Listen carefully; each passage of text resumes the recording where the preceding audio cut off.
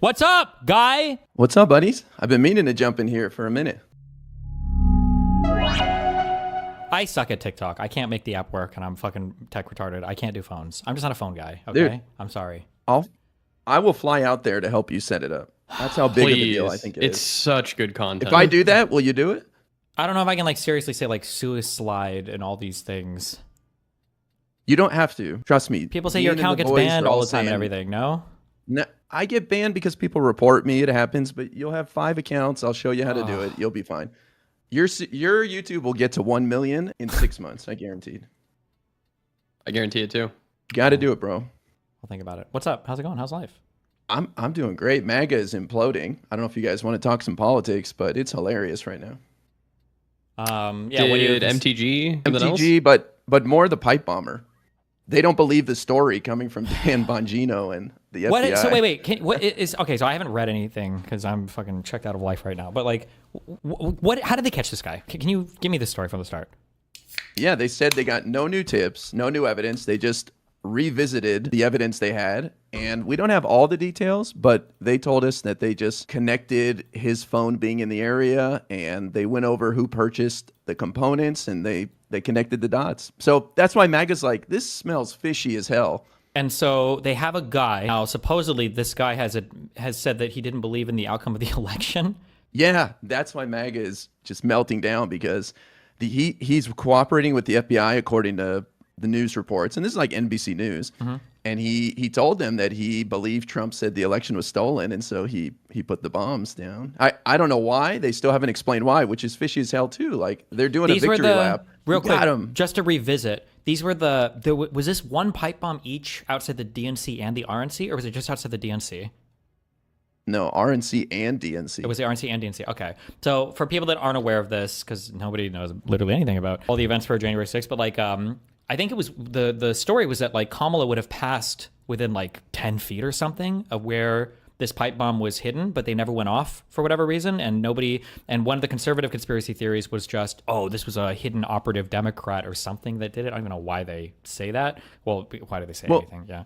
Oh, they wanted it to be Antifa. Sure. And, it was supposed to be like a false flag, but for some reason it's a false flag that never went off. So I don't even know what it ties into their whole idea that there were Antifa undercover as MAGA at Jan 6 that started the riot, and the reason why it went poorly was because of Antifa and the left. So this guy was part of that too, and they thought he was some sort of Capitol Police cop. It's a whole mess. Yeah, but now that it's just some random the reason why I make fun of this is because I feel like they do this thing. They did this kind of with COVID, where depending on who they're talking to or what the narrative is, there are two, in my opinion, or maybe you found a way to reconcile these. I've never heard a conservative reconcile these. There are two highly competitive stories. They're mutually exclusive on the conservative side. One is that nothing happened. It was a protest. There were no guns. Nothing bad happened. It was a Fedsurrection. Well, no, wait. That's not the Fedsurrection anymore. It was a peaceful protest. Cops literally let people into the building and nothing bad happened, and that's it. And then on the other hand, they'll say there were undercover Antifa. It was a Fedsurrection. There were agents agitating on the ground to make sure that violent stuff happened. So it's either like, if it's violent, they blame it on Antifa and the embedded FBI, which were Trump's, but they say it was Biden's for some reason.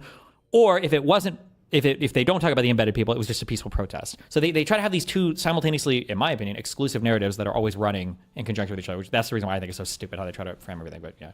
Yeah, and now that Dan Bongino, the deputy FBI director, former podcaster, and Kash Patel, the FBI director, are on the inside, they're like, hey guys, I know we spread a bunch of rumors and nonsense, but it turns out it's not what we have said it was for years. And so, of course, their audience and MAGA is not going to believe that. They're like, wait, what's really going on here? I mean, they did the same thing with all the Epstein stuff, right? When Dan and compound that with the Epstein stuff. Both of those guys, Dan Bongino and I think Kash Patel, were on other podcasts saying like, I think it was Dan, right? Who was on, was it Joe Rogan or Tim Pool? He was like, I got a guy on the inside who's told me all this stuff, and he's a really reliable CIA source or whatever. And then when they're in office, oh my God, listening to them when they were sitting next to each other on that, I don't know if it was a Fox News interview or what, and they were like, listen, we've gone over everything, guys. There's nothing, okay? It was all a lie. I was like, okay. And then I saw... And it was just... Oh, go ahead. Just a year ago, Dan Bongino was saying that this is an inside job by the FBI before he became deputy FBI director. Mm-hmm. He was saying the pipe bomb shit was an inside job? Yes, just a year ago. Why, I can't believe... I think it was January of this year. One thing that is very bad, Sorry, hold on. Okay, sorry. There's so many times I catch myself. I shouldn't even have to say these things because they're so plainly obvious, okay? One very damaging thing why you should never speak about investigations in progress is it undermines your credibility when it's obvious that you're just making shit up to try to establish a narrative before the facts have come out. Because it actually puts you in a position where MAGA likes to pretend we've been, but it puts you in a real position where I don't know if you can trust any of these guys now, right? When they did it with the Charlie Kirk shooter, where people like Nancy Subhuman Mace were literally saying before any evidence came out at all, oh, this is an Antifa shooter. This was the Democrats have to own this or whatever. And then when you see Kash Patel and all these guys, come out and making statements about like this is an inside job, this guy was an inside. I was like, okay, well, you don't even have the information yet, clearly. So how the fuck are we supposed to believe you? Because if stuff comes out that's contradictory to the public narrative that you've spun before you've even gotten evidence, how do we know that you'll release stuff that makes you look bad at this point, you know? That's the problem. When you spin tall tales and then you get on the inside, you want people to believe you. They're not going to. Yeah. Why would they? It blows up their whole world, because if MAGA and the lunatics out there have to accept that it was just some random dude and not Antifa, not an inside job, not Biden's FBI, blah, blah, blah, then they have nothing. Their whole view of the world is upside down. Yeah, it's like, I don't know how you can be this deep into the state, like, and not have anything, right? Because remember, the claim is the deep state, the deep state, the deep state. All this time there's going to be prosecutions, all these people are going to be found out, and nothing, still nothing. Well, nothing. And it's going to get worse because December 19th is the 30-day deadline for the Epstein Files Transparency Act to release the files. And of course, Trump's going to fuck it up. He's going to release just, bullshit. And even if he released everything, people would say, where's this? Where's this? So it's just, that's why I'm saying it's so much fun to watch this. Oh, he's in a lose-lose situation right now. Even if he released everything unredacted, people aren't going to believe it's everything. So Good, which they shouldn't at this point. This is awesome. This is fucking They awesome. fucked themselves so hard. They did. Yeah. It's fantastic. I mean, they're playing around We with got- fucking schizos as their voter base. So, I mean, you get what you fucking deserve. Whoa. Whoa. But also true. What do you mean by that? You've been Well, and following all of the alternative media conservative spaces, I'm assuming, collapsing in on themselves, yeah? Like the Candace Owens stuff. Yeah, the Candace Owens, Nick Fuentes, Tucker Carlson. When I'm seeing people like Dave Smith, the guys who are supposed to be the like epic centrists, like retweeting Candace Owens' French assassination conspiracies, being like, guys, if this is serious, we should really be worried about this. It's like, bro, come on, seriously? Well, the latest is that Turning Point USA killed their golden goose, Charlie Kirk. That's what Candace Owens is saying now. Apparently, every single government and person in the world, according to her, was in on this Charlie Kirk assassination. I don't know how nothing's leaked yet, but yeah, I've heard her crying about this. Yep. These guys are so screwed, man. It's going to be a bloodbath in the midterms. Yeah. It's beautiful. One thing I'm kind of worried about. Have you talked at all about what you think consequences should be? One of the things that I'm worried about is that I'm pretty confident right now. I'm very confident right now that the midterms are going to be good for us. I'm pretty confident that we'll win in 2028 because the Republicans will have to run somebody new, and who the fuck even knows who that'll be. But I feel like there's a chance, like better than not, that we just get like a second Trump, like some other type of crazy lunatic lies about everything figure will show up. If nothing like super bad, I don't mean assassination or anything, but if nothing super bad is done to hold any of the current administration accountable. Well, I wouldn't count on holding the administration accountable. Trump's going to pardon thousands of people, including himself, for future crimes. He'll probably pardon himself through 2050 or something, so Sure. he can just do whatever he wants. So, How do you feel about the pardon? about which pardon? The pardon Oh, in pardon general. power The in general? ability, yeah, the power. So I think what he does is going to outrage enough people that we revisit it. And I think what we should be doing is what states do, where they have a commission that recommends people to be pardoned, just doesn't allow the executive to just do it on his own. Mm-hmm. The issue with Otherwise- reforming pardon reform is that it has to be through a constitutional amendment. So it's severely nearly impossible. I And if think you're going to that start doing constitutional amendments, there's so many others that would also need to be done. while there might be some amount of truth to that, I think that this is one of the few things you could actually get a majority around. If like Republicans are mad at Biden's pardons, and if the left are mad at obviously Trump's pardons, and a lot of the country probably will be, I would imagine. I feel like it's going to be one of those few times you could actually get an amendment done to modify this power in some way. Sure. The way I'd probably like it to think it's be would possible, but you be- need, like 38 states, like legislatures to sign on, and like I'd if we're prob- going to be modifying the pardon, it might, unless it wasn't, but it would be so we can nullify Trump's pardons or something if he ends up pardoning everybody. Or even just getting rid of them for the future. I think the pardon power is not good. I think that needs to go. I think if you're going to have the pardon power, it should go through Congress first, then the president signs or vetoes it. Well, hold on.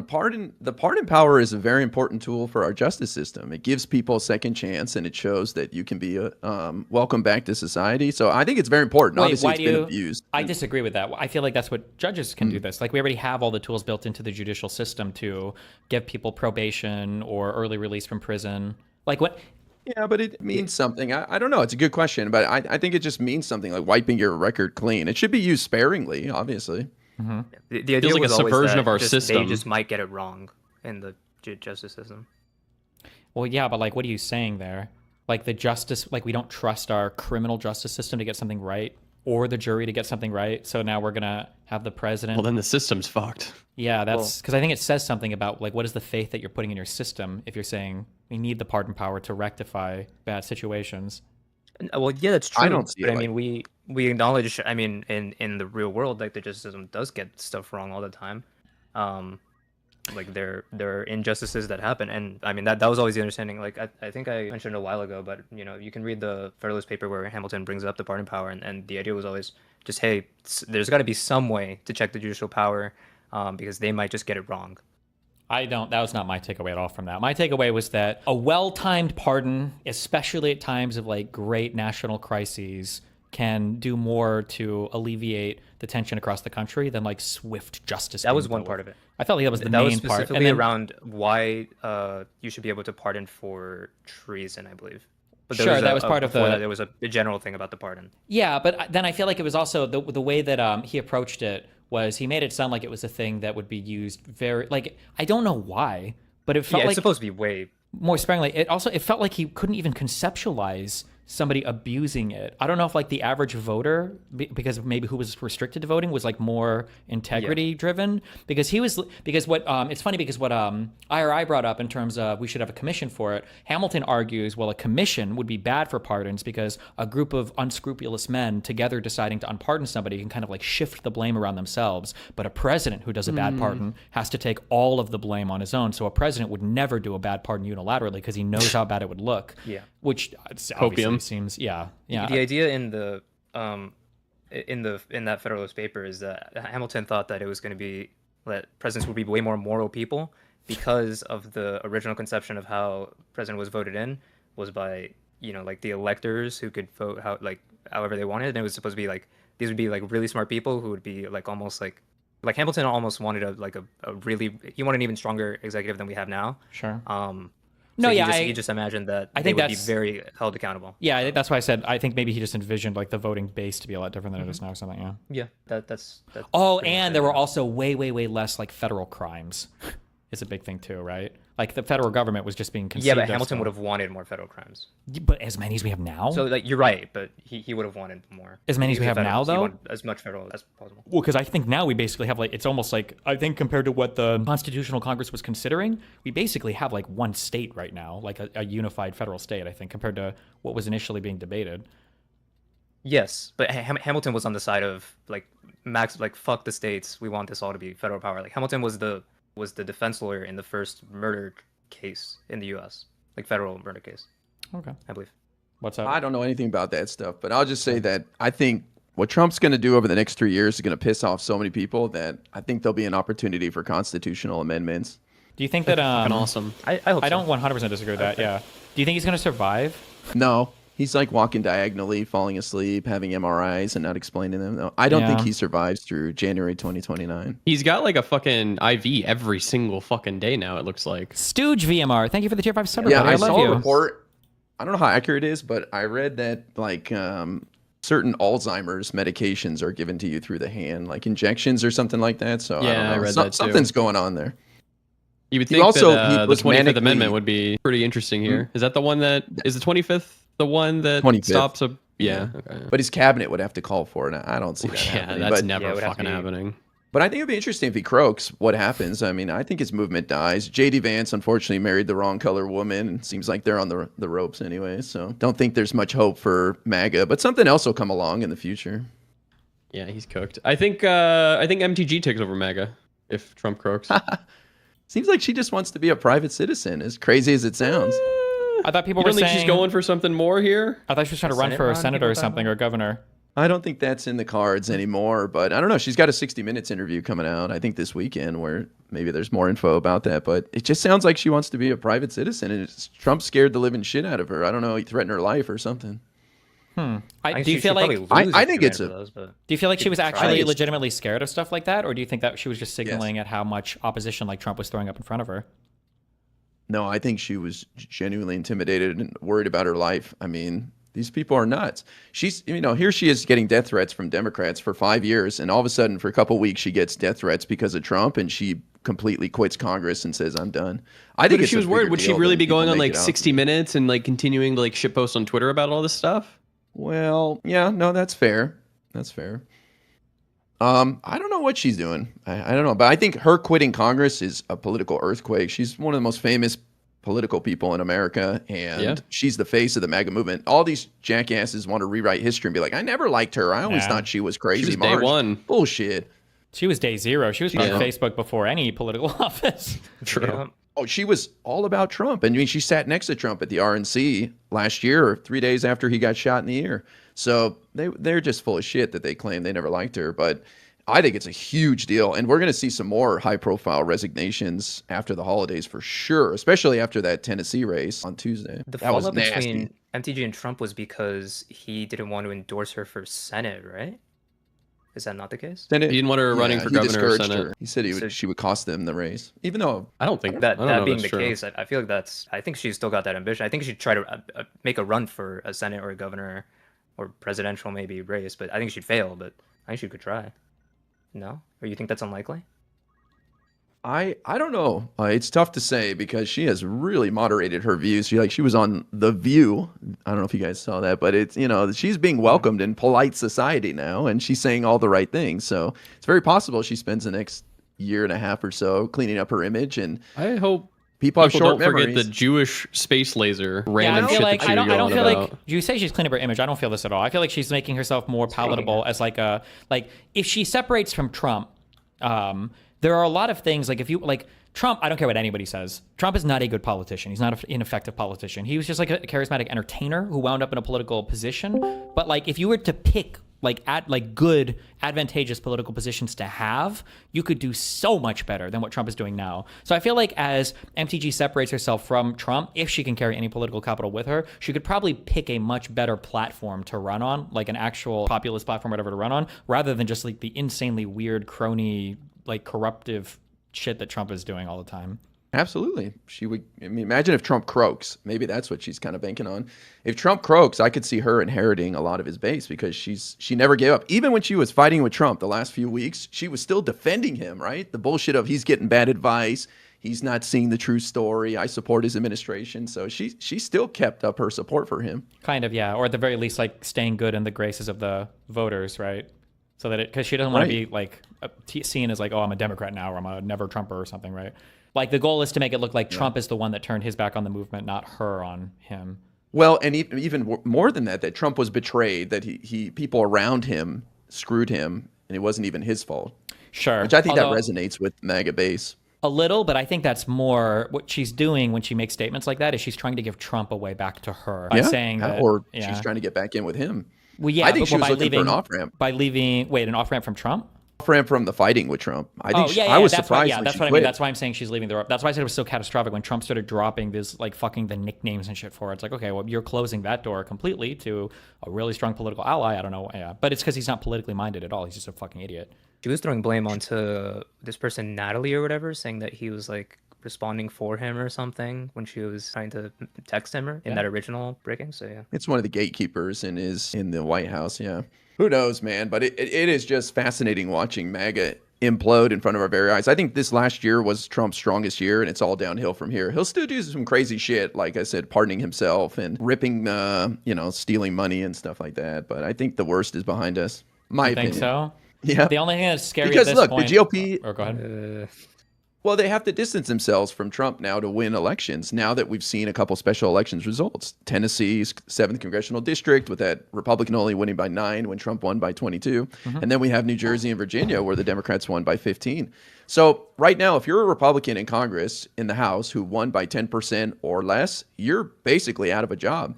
So I understand what you're saying there in terms of like the party and the people having to move from him, but he hasn't been one to use Congress for literally anything anyway, because he's because He he's has stupid. though, because he's got them to back off, like with the tariffs, with his checking. Well, sure. him So on he's gotten them Venezuela. to do nothing, I guess. If that okay, so it's not Right. that he's gotten them to do nothing, I guess. But I think Exactly. but the big issue is that or the scary thing I think is like, let's say that Trump, the door to Congress is like completely closed. There's only really one area left for Trump to explore that is kind of untouchable, that Congress doesn't have as much a say over, right? Talking about the Supreme Court. No, I'm talking about his military abilities, like as commander in chief. That's, I think, kind of scary. Yeah, but they could check him. Wow. They could check him there. Like he can't go beyond a certain number of days. I don't remember what it is, but like he can do some attacks immediately. But then in order to get like full approval for ground invasion or something, he needs to get Congress's approval. Yeah, but I mean, like, And obviously he could defy that. And it's like, what are you going to do about it? yeah, and when you say could do a couple of attacks, like there might be a point, like that can very easily tip to where, well, now we have to do something more, even if we didn't want to, right? Could. I don't know what he's doing with Venezuela. I mean, Washington Post article said those boats aren't even going to America. They're going to Europe and Western Africa, and they're carrying cocaine, not even carrying fentanyl. Yeah. So, and then he pardons this guy, Juan Orlando The Honduran dude. Hernandez, I think his name is. Yeah, the ex-president of Honduras, who's in prison for 45 years for trafficking cocaine, 400 tons of it into America. So it just doesn't really make any sense. And, you know, some of the MAGA I talked to, again, dying to get you to debate on TikTok. I think you'd have 10, 20,000 people watching you. And by the way, it's such a soft space. If you get in there, we're going to toughen it up, man. Sure. That's a big reason I want to push you over there, because it's like soy central, man. Come on. So, but anyways, even MAGA recognizes that Trump is doing weird shit and it doesn't really add up. Yeah. Yeah, you can't really debate anything anymore on the substance with these guys. Or maybe they try to on TikTok, but it's rough, dude. I almost feel bad.